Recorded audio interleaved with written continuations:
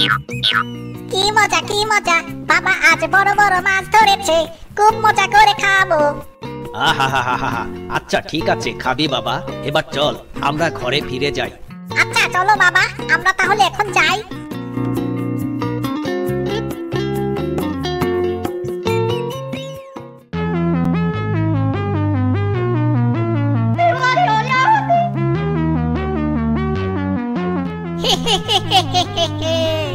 এর আগের বার এক কুমির ছানাকে পটিয়েছিলাম, কিন্তু তাকে আর খেতে পারিনি।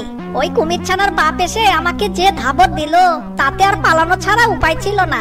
কিন্তু এবার অন্য কুমিরের ছানাগুলো আমার হাতের কবজায়। এই কুমির ছানাগুলোকে পটিয়ে পটিয়ে সব খেয়ে নিব।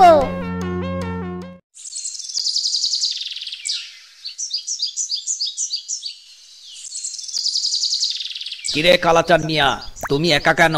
আর তোমার বাচ্চাগুলো কই? আগে আমি তো বাচ্চাগুলোকে স্কুলে পাঠাইছি, ওদেরকে একটু মানুষ করব বলে।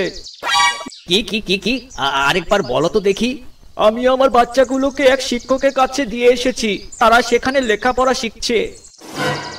মনে হয় ওই ব্যাটা শিয়াল ভিন্ন রূপ ধরে আবার এখানে এসেছে।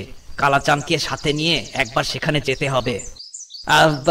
বলছিলাম কি, তোমার বাচ্চারা কোথায় পড়া